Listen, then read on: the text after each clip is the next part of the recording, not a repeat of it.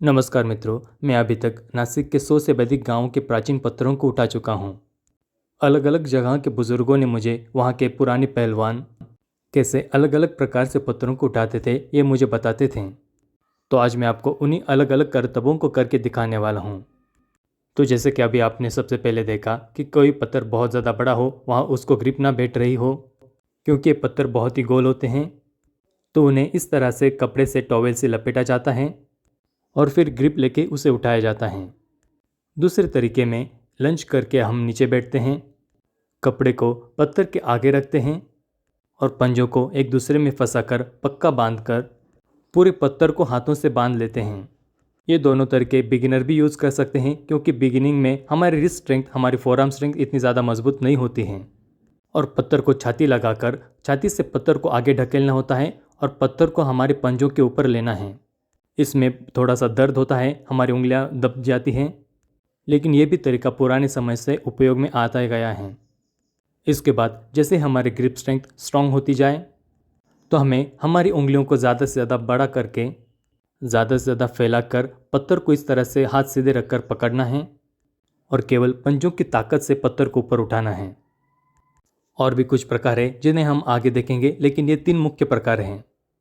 अभी इन तीनों को अच्छे से उपयोग करके पत्थर को कंधे पर कैसे लेना है ये हम देखेंगे। हमारे पैरों का जो मिड फुट होता है वो पत्थर की मिड लाइन के करीब हमें रखना है और पत्थर के ज़्यादा से ज़्यादा करीब हमें पैरों को रखना है। अभी स्टिफ लेग डेडलिफ्ट की तरह पैरों को सीधा रखने की कोशिश करनी है। हमारे स्पाइन को सीधा रख के हैमस्ट्रिंग से ताकत लगाते हुए पत्थर को सीधा ऊपर उठाना है। पत्थर ऊपर आते ही दोनों पैरों को नज़दीक लेना है, जिससे दोनों पैरों के बीच में पत्थर नीचे धंसता नहीं है और ऊपर आता है। इस पोजीशन में पत्थर को ज़्यादा से ज़्यादा हमारे शरीर के करीब रखना है, जितना टाइट हो सके उतना टाइट हमारे शरीर से उसे दबा देना है। घड़ी में जैसे 10 और 2 पर काटा होता है, उसी तरीके से हाथों को भी पत्थर पर रखना है। इस पोजीशन में कमर की ताकत से पत्थर को ऊपर ढकेलना है। पूरे समय में पत्थर को हमसे ज़्यादा से ज़्यादा करीब रखना है। चेस्ट पर आते ही एक हाथ पत्थर के नीचे डालकर उसे हमारे कंधे की ओर ढकेलना है। इस पूरी प्रक्रिया में बहुत ज़्यादा स्टेप्स हैं, इसलिए आपको बहुत ज़्यादा सावधानी की और प्रेजेंस ऑफ माइंड की ज़रूरत होती है। अभी हम और प्रकार देखेंगे जिनका उपयोग करके पुराने पहलवान पत्थरों को उठाते थे। उनमें से ये एक प्रकार है जो कि नीचे लेटकर पत्थर को उठाते थे। पत्थर के पास लेटकर पत्थर को पूरी तरीके से ग्रिप करना है, जैसे कि हम हग करते हैं उस तरीके से पत्थर को हग करना है और उस पत्थर को पेट पर ले लेना है।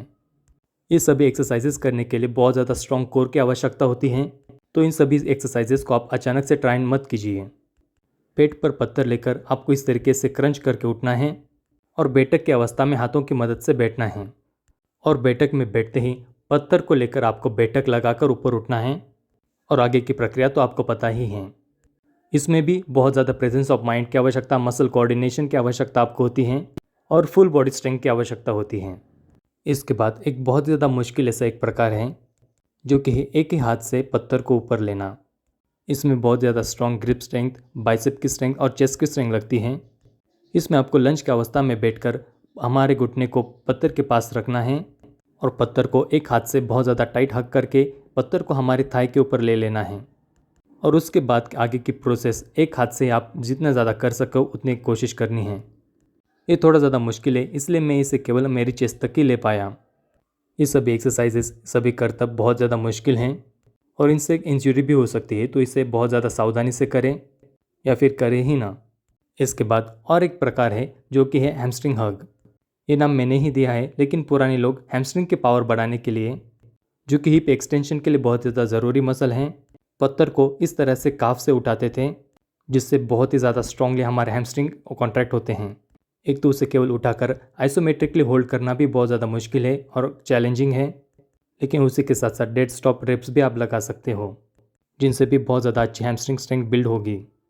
पुराने समय में जिम्स नहीं थी, तो पुराने पहलवान एक ही पत्थर के साथ इस तरह से पूरे शरीर का व्यायाम करते थे।